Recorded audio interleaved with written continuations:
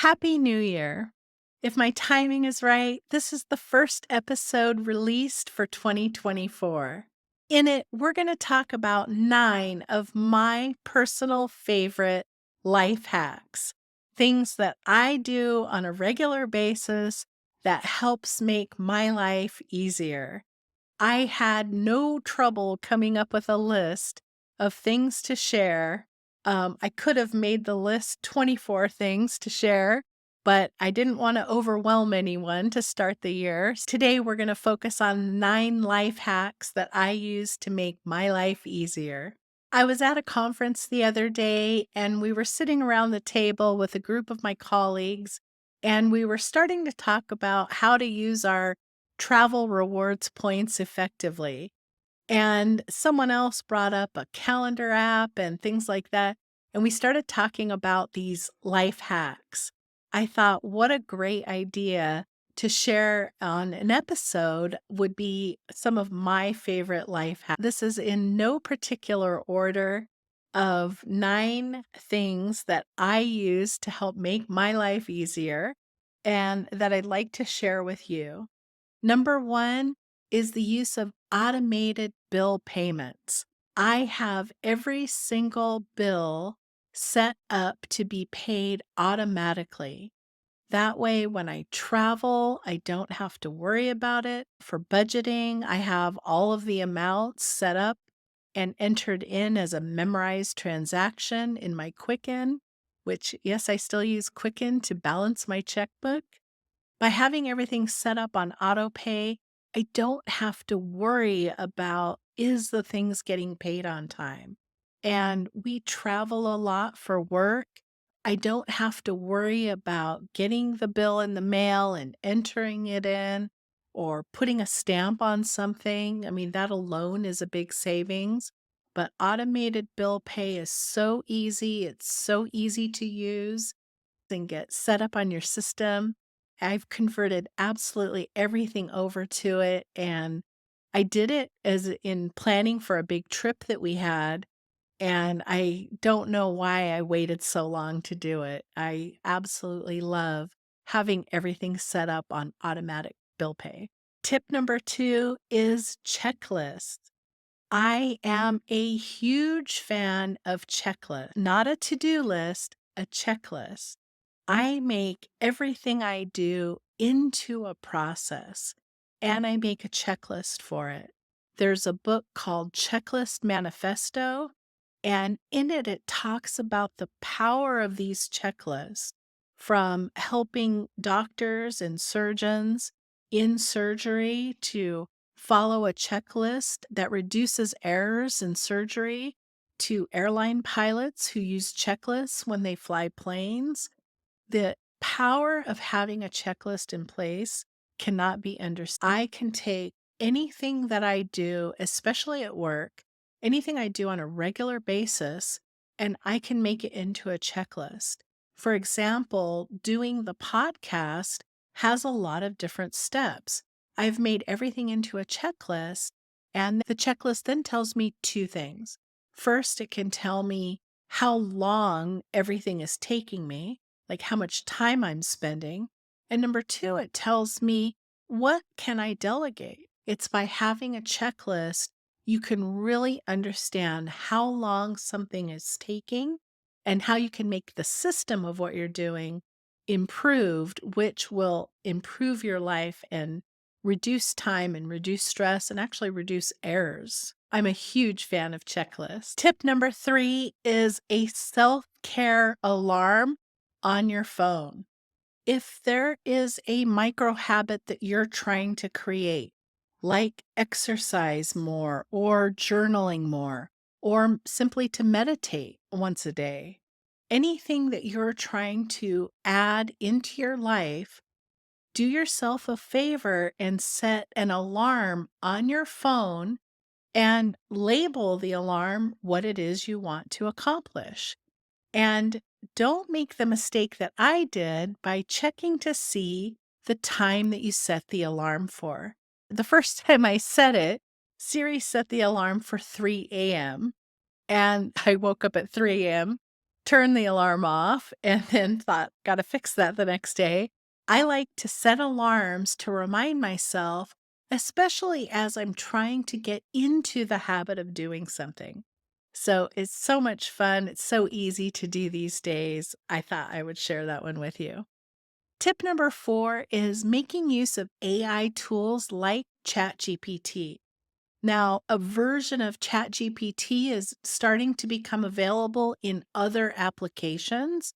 This is going to be a skill that we are going to use, and it is not going anywhere. At the conference I went to recently, we had a whole presentation on the future of AI, and it is not going away anytime soon. So, learn how to adopt it and use it in your daily life. Some of the things that I use it for are trying to figure out what gifts to buy someone. If I'm shopping for someone and I'm not sure what to get, I can put a couple of prompts in to ChatGPT and I can get a really good response back and things that I never would have thought of. I use it to help build out a menu plan for our family meals.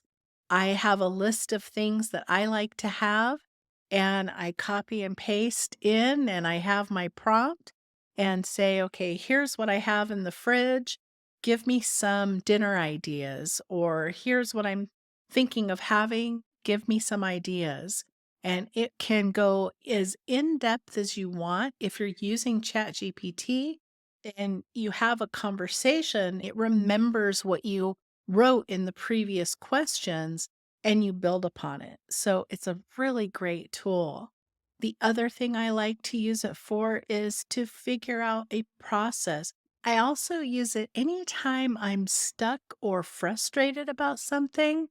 If I'm really just not sure where to start, I will sometimes open up the app and just type in a quick prompt that says, I need help with, and I write out a little quick explanation of what it is I need help with. And it's always amazing to me that it comes back with such a great, like, couple of points to start with. It's really an amazing tool. I use it quite a bit. It's not going away anytime soon. More and more businesses are incorporating it. And based on the presentation that we saw, this technology is here with us to stay. It's surprisingly easy and kind of fun to use. Tip number 5 is Airtable. Airtable is a free app. It is basically a database and an Excel spreadsheet. If you love using Excel, which I am an Excel girl, I am a numbers girl, I'm a logical left brain, finance person. And everything I've done throughout my career has always been done in an Excel spreadsheet.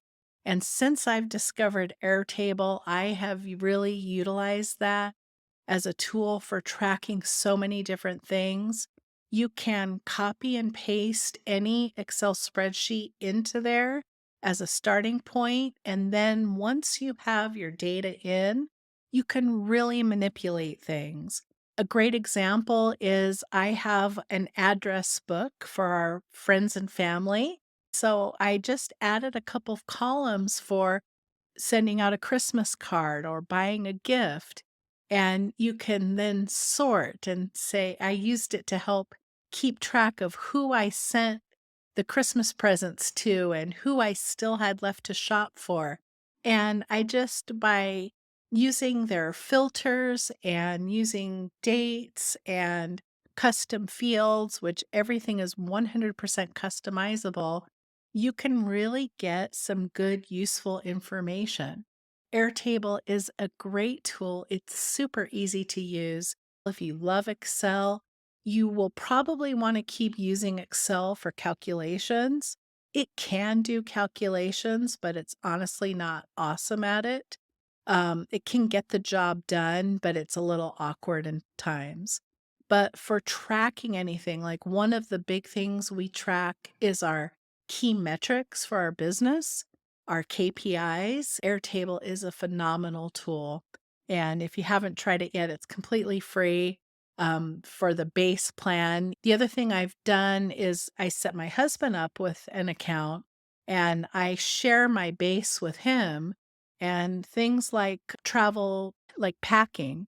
I have my checklist for travel packing in the app, and my husband and I can both see where we are on a given trip. It actually made camping just a lot easier, like the prep work for camping a lot easier. So I love using Airtable. Tip number 6 is another app that I love using, and that's the Tripet app. The Tripet app is for keeping all of your trips and your travel into one well-organized location. The cool thing about Tripet is if you give it access to your email, it will scan your email for you and pull out all of the reservations as they come into your inbox. You do not have to do anything. So I have an email set up specifically just for travel, and I have all of my travel linked to it. That alone is a good hack, just to have a travel email and to have all your rewards cards and everything linked and all your travel points linked to one email. But then Tripit can go in and scan and build your trip. And some of the really great benefits I found of using the app, it tells you if you're missing a night. So a lot of times, if my husband and I plan a road trip, we plan to go to multiple places. Even when we went overseas, we were going to multiple places. And it'll tell you, hey, you don't have a place to sleep on these 2 nights. So you can go in and make sure that all of your reservations overlap. Helps you it does a really good job helping you keep track of making sure you have a hotel or something for each night that you're away. The other cool thing is like when you go to check in for a flight and you need to know what time to be there, it has all the confirmation right there in the app. So you can just click through to check in. I find that really useful. The other thing that I found it super helpful was when we did a big trip a couple of years ago. We had multiple things going on, and we had to make a couple of changes. We actually had to fly out the day before and add on to the trip, and that affected our car rental reservation, that affected the original flight, it affected hotels, and I was able to go in and use the app to find all the reservation numbers instead of scanning through my email box. I was able to go in the app and make all these changes. So it was really super cool. I really love that app, and it's free too. Tip number 7 is the heart mind coherence meditation. I had to include this. This is a super simple, very quick meditation. The theory behind the heart mind coherence meditation is that our heartbeat is beating at a certain rate, and our brain waves are also going at a certain rate. And when we feel stress and anxiety, the heart waves and the brain waves are out of sync.